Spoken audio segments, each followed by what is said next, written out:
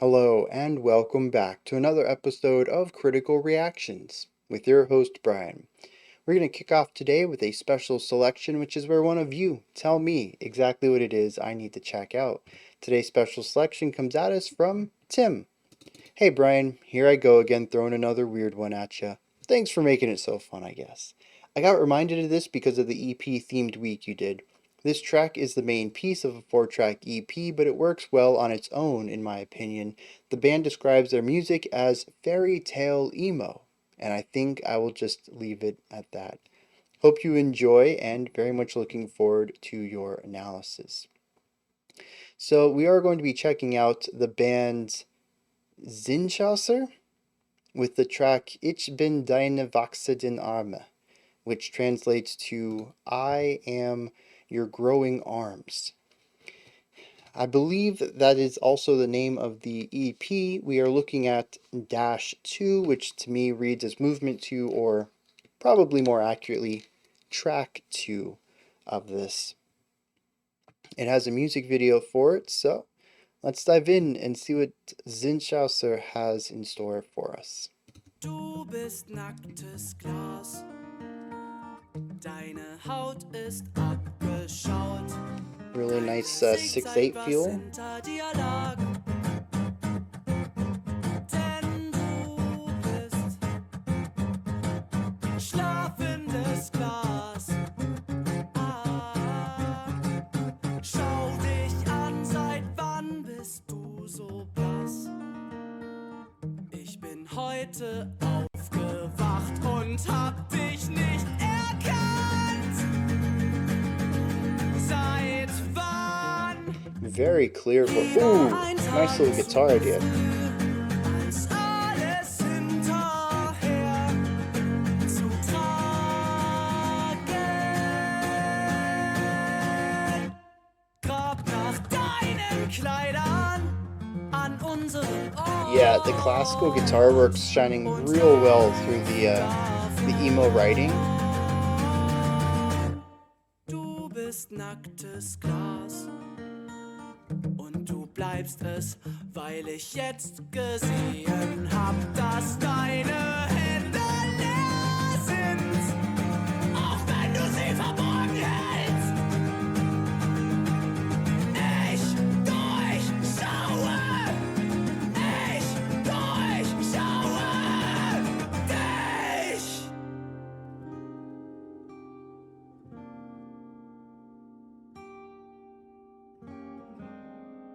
I think it's interesting. This entire thing so far has been acoustic guitar and vocals, right?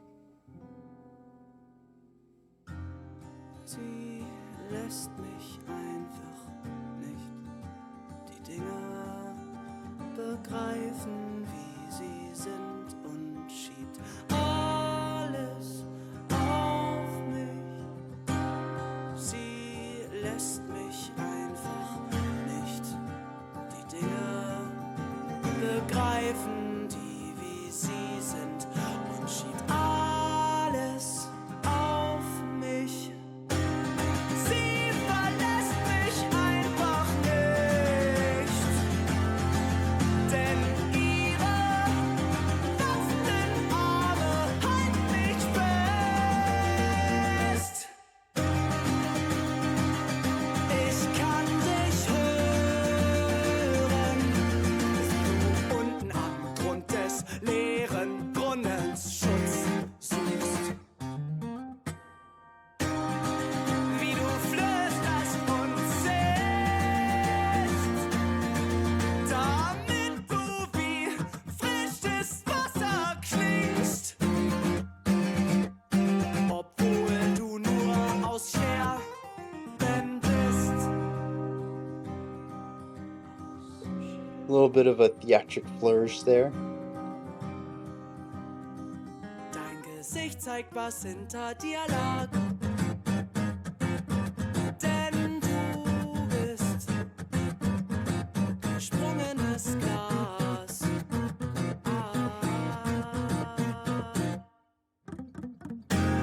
Lass mich los, nimm deine Hand.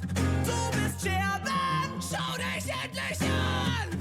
Geformt wie ich dich kenne. Tanz ohne Form. Meine Angst setzt dich zusammen. Du bist Scherben, schau dich endlich an. Geformt wie ich dich kenne, noch besseren Armen. They're doing some really interesting stuff while sticking with 4/4.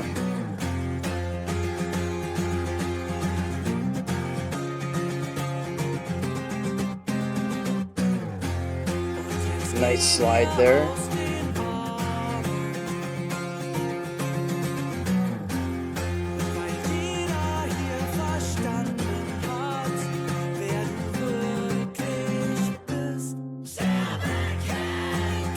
They are playing around with tails and extra starting beats on ideas too, though. I don't think all of it's in 4/4, but the riffs themselves are generally in 4/4.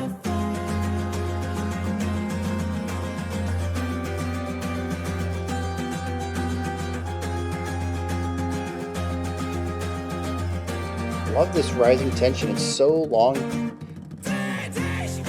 It's been so long since we've had those major vibes from the beginning of the track.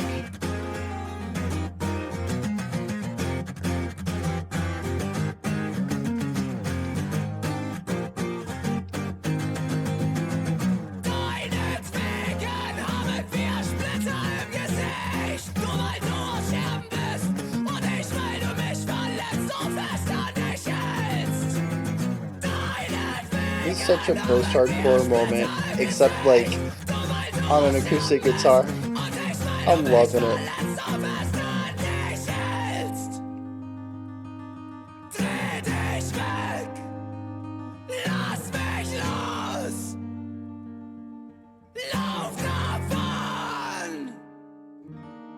Regen im Gesicht und ein Bild vor meinen Augen. Drehe ich mich jetzt noch einmal um. Schritt für Schritt zurückgeschaut, kann ich mich kaum bewegen. Die Stufen bis zu deiner Tür gehen sich so leicht. Deine Kleider riechen nach Schlaf, deine Haare wie Haut. An jedem Morgen bin ich zu Haus, denn deine warmen Arme wecken mich auf. Ich mochte dich von Anfang an. All deine Farben und was im Inneren lag. Mit deinen Kleidern im Arm sind wir zu zweit. Und jeder Regen egal. Unsere Gedanken tragen sich nicht leicht. Doch wir teilen sie uns und lesen uns vor. Lassen wir die Kleider hier an unserem Ort. Wir kommen morgen wieder und graben danach. Der Klang deiner Lippen war früher so zart. We're back to the 6/8 of our intro.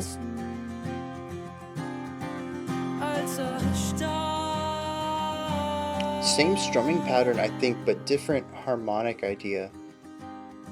This one's more somber, tense, eerie. And we don't dip into that major at all. Ich hab ihn nicht vergessen. Jetzt bist du Glas.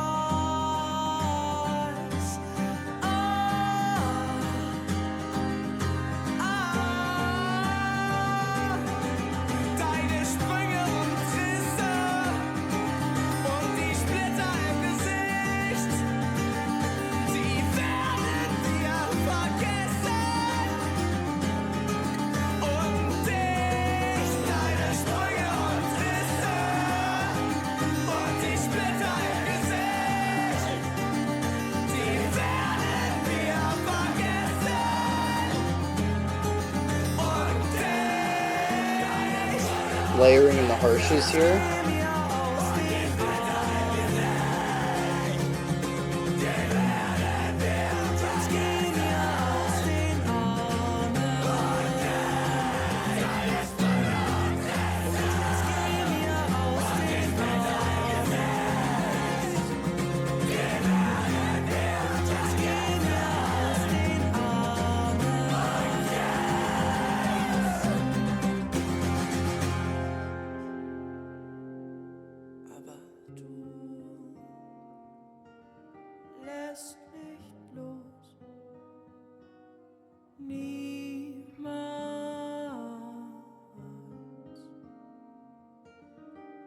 lässt du los? Wieso?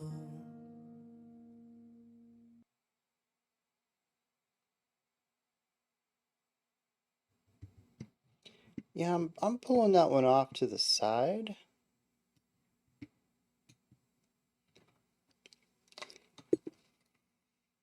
I don't know that I'm sold on this track specifically,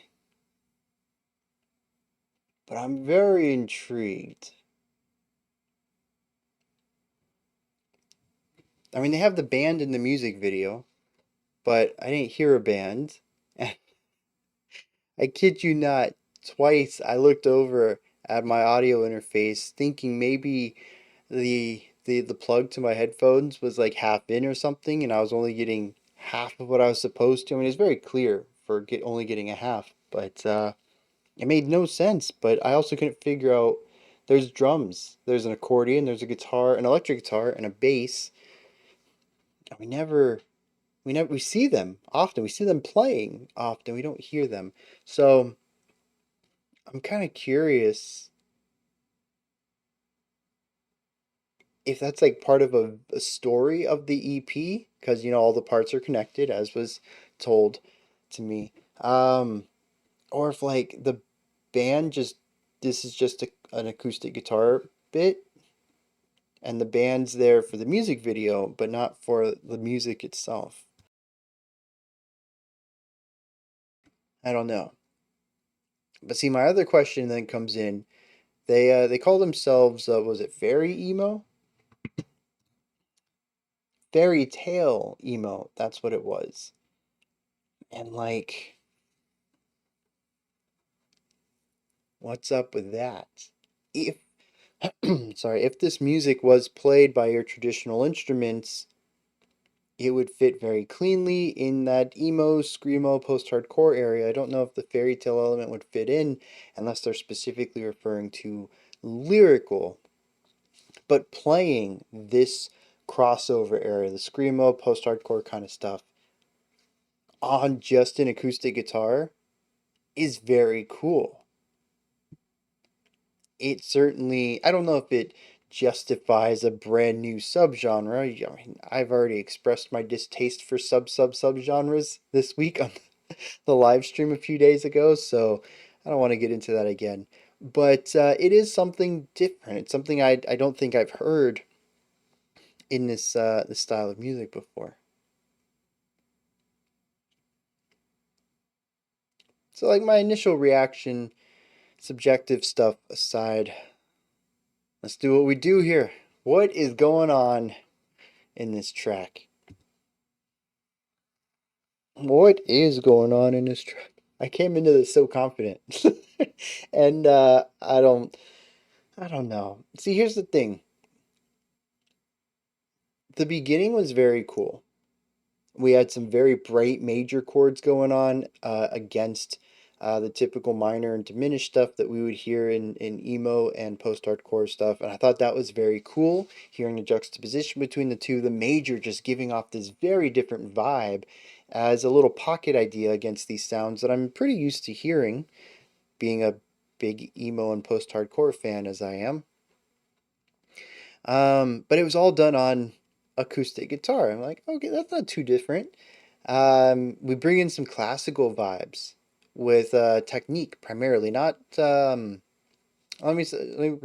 classical music, classical guitar playing, and we bring in classical guitar technique into this, which I thought was very cool. It's a nice little flourish to add to it. So far, there's quite a bit of things going on. We have classical guitar technique, we have emo, screamo composition primarily, we have major chords, not typically used in a lot of post-hardcore emo music. Aside from usually that one real happy song on the album. I don't know why there was a rule, especially in like the late 2000s, 2010s. You have your angsty, angry, sad boy album tracks, and then you have one really happy song, and I feel like I always skip it on every album. And I feel bad about it because I'm not one to like skip songs, but it's not why I come to the music. It's like a power metal album, and like in the middle of it, there's a random bits of like super serious, non-cheesy thrash, and like it's good, but that's not why I'm here right now. So it's very cool hearing that worked into it, especially since it creates a brighter vibe at the beginning of the track that we never really ever revisit. It creates a descent on this track that I'm really curious to get into the lyrics to see what story, more direct story they're trying to tell here. Um, but something else gets thrown into this mix as well, a fourth component that doesn't always stick around but crops up enough for me to say that it's a core aspect of what's going on here compositionally, and that is some quasi math rock stuff. There is a lot of playfulness with the meter. A lot of these sections are 4/4. We have the occasional 6/8 that we heard at the beginning and was revisited towards the end. But as I mentioned in the middle, while most of this is 4/4, the phrasing is always just a hair bit off. Sometimes it's a few bars of 4/4 and then a two beat tail that sort of transitions us into something else. And I mentioned sometimes ideas come in a little bit early as well, almost as if to say, well, this phrase is done, but I don't want to start this one yet. I have two beats that I want to use as a pickup into it. And they'll put a 2/4 bar in the middle there. There is a lot of this going on that makes it difficult to follow the time signature of the song, particularly in the middle.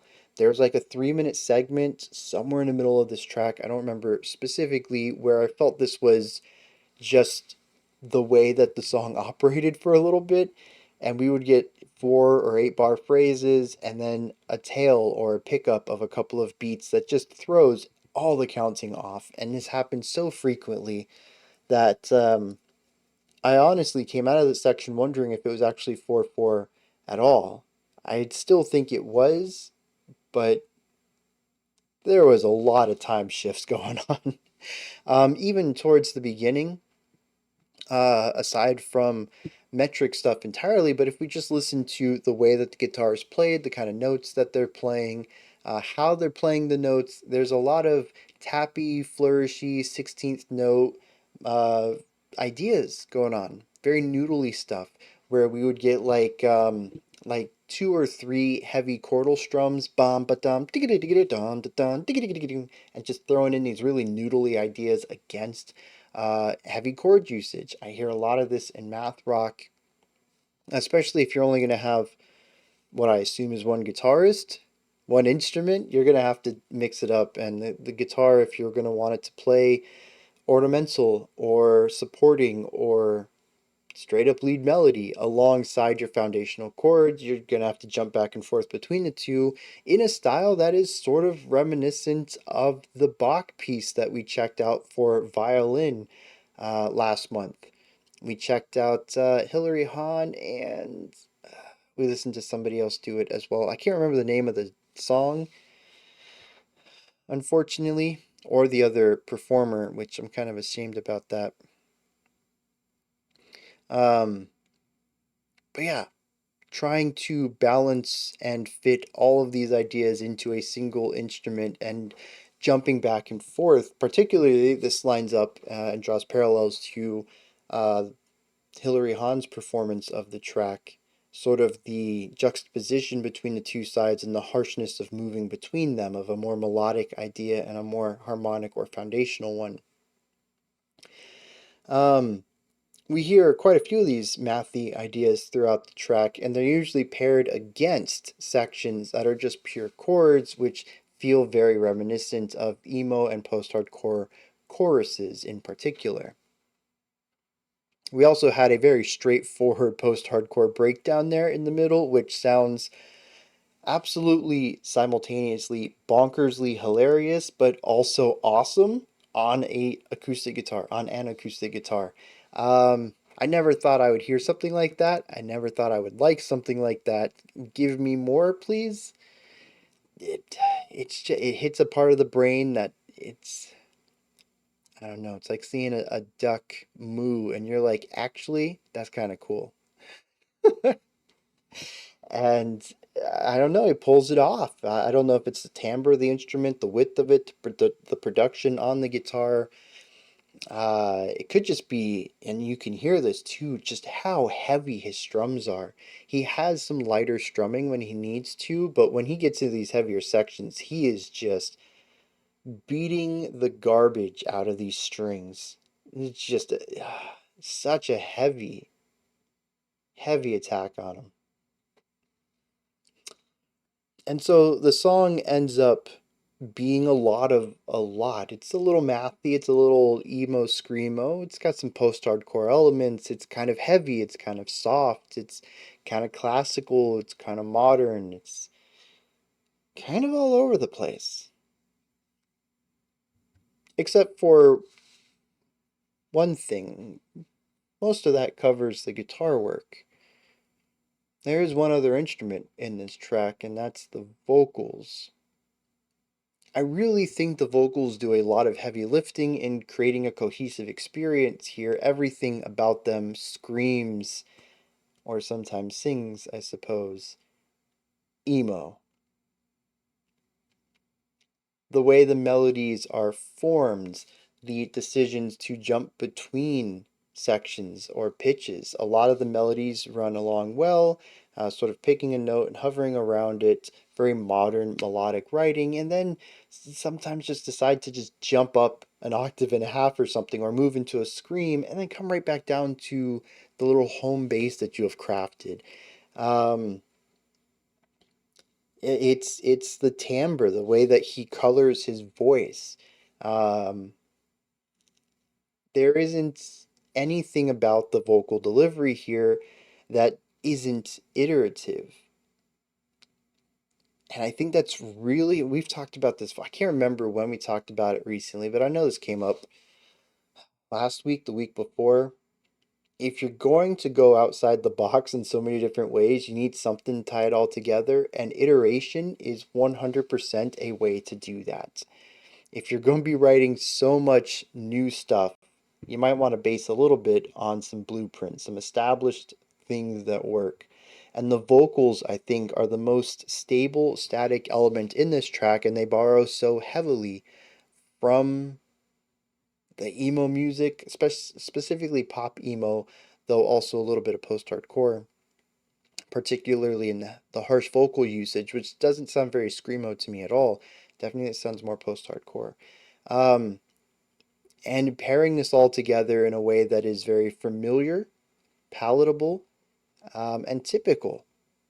And so, no matter how esoteric or experimental putting some of these sounds on an acoustic guitar alone is, without the drums to really drive home. We just talked about this earlier this week. Again, I don't remember what band it was, but to me, in a lot of this style of music, post-hardcore particularly, the drums are what elevate a good band from a band I'm going to want to dig more into. They chose not to have any drums. And so a lot of the percussive element is going to come from the guitar, but the guitar is already wearing so many hats. So we end up hearing some percussive stuff come out of the vocals as well, in the way that things are enunciated, in the way that different accent patterns are formed in the speech itself. I'm kind of curious how many people worked on this, because the end result is a dude with a guitar, a one-person band. But how much of this was gut? How much of this was instinct? And how much of it was looking at this track, the weaknesses it was going to present itself, having a single voice? Well, eventually there's a layered voice in the middle and then the group vocals at the end, but for the most part, a single voice and a single guitar carrying an entire 9-minute post-hardcore-esque epic. You have to notice that there's going to be issues here. And the inventive ways they went about working around them in order to make sure the song doesn't stagnate, it doesn't lose the attention of the listener, and it doesn't feel weak in many of the sections it needs to feel strong while still being vulnerable in the more minimalistic sections where it needs to be. And they found some really inventive ways to include the core jobs of everybody who would be in a typical emo band and place them within just two instruments, making them do so much work. And it comes off so effortless. And that's what really stuns me here is just how well this works when it really shouldn't. There's parts of this that make perfect sense. There's parts of it that I'm like, how? Why? It really makes me want to look at the rest of this project, whether it's just the rest of this EP or anything else the band's put out. I also find it really interesting, just a quick aside, that it is in German, I think. I do have translated lyrics. I think Tim sent them. Um, but when we listen to emo music, even is emo a US thing? I think it is.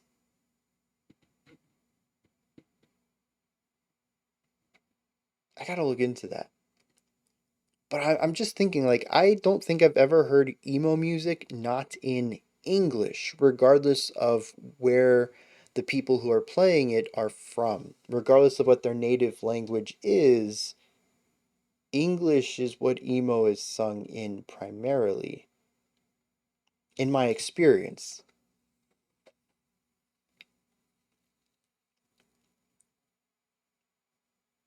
I think it sounds really cool in German, though. It'll be interesting to dig into the lyrics and see what's going on there. And I guess that's a good enough segue as any. Let's dive into those lyrics. Surprise, surprise, it's an emo track, it's a heartbreak song. I got a soft spot for stuff like this, but I know they're not for everyone. Regardless, we have our narrator, main character, vocalist, whatever level of characterization this comes from. He's talking to someone else and says, "You are glass. Your face shows what lies behind you." Says, "I woke up today and I didn't recognize you." This idea of being turned to glass, I think, is interesting. It lines up with the idea of transparency, which we will see later. He says, "Now I can see exactly who you are." But it also leans into something that we'll see later about being cracked and broken, eventually breaking and cutting those around you. The idea that this other person is toxic is it they damage the ones around them, specifically, especially our vocalist, our main character here. He says, "But it's difficult to escape you." Oh, it is a she. Okay, she just doesn't let me understand things as they are and blames everything on me. There's a little bit of gaslighting going on here. Says, "But she won't leave me because her growing arms are holding me tight. I can hear you as you seek shelter at the bottom of an empty well, how you whisper and hiss so you sound like fresh water."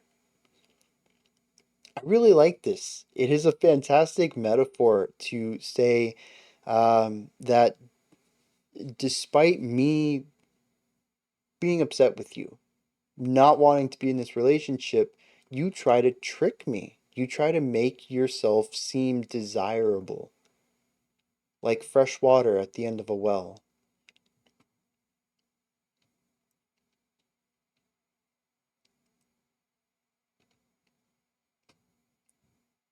He says, "My fear is putting you back together. You're shards. Take a look at yourself. Everyone here understands who you really are. Because of you, we have splinters in our faces, and you hurt me, yet I hold you so tightly. We get to a spoken word part that seems to reminisce on earlier times.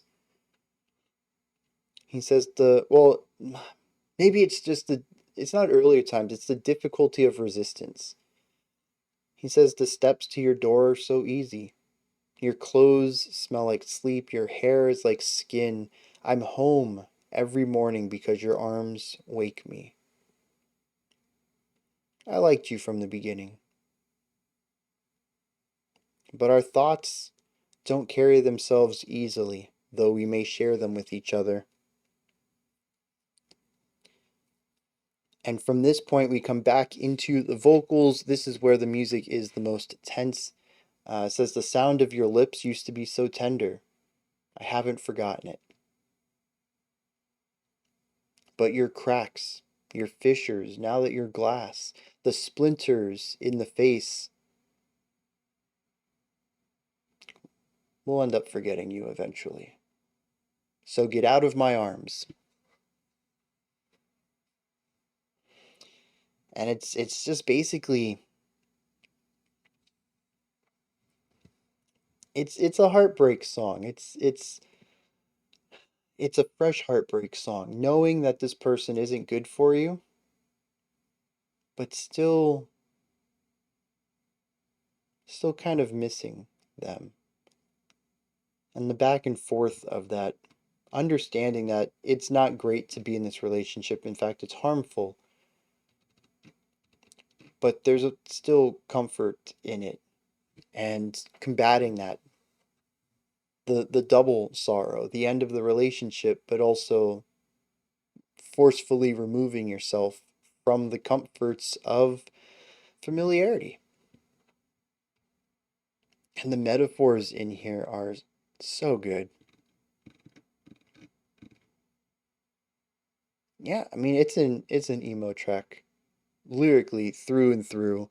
It's a nice post-hardcore emo-ish kind of thing. Musically, it just achieves it in a way that's a bit unorthodox, being entirely acoustic guitar with some mathy stuff and some classical technique thrown in there just for good measure. Yeah, I gotta dig more into this. I'm still not sold on the unplugged emo post-hardcore experience. It's interesting for this track, but being that there is a band in the videos, I'm kind of hoping that we hear the band elsewhere. But I also don't want them to be just a typical emo band either, which, like I mentioned, musically, if we just one-to-one copy this to a full band, I don't think there'd be anything here that differentiates them from most other bands. It'd be fairly iterative in a way that I'd still enjoy, but not as interesting as doing it all on an acoustic guitar. I'd like to see more of the eccentricities of their application of the emo sounds, just with a wider palette, possibly. Those are my thoughts on. Oh, geez, got to do this again. Uh, Zinnschauer's Ich bin Deine wachsenden Arme.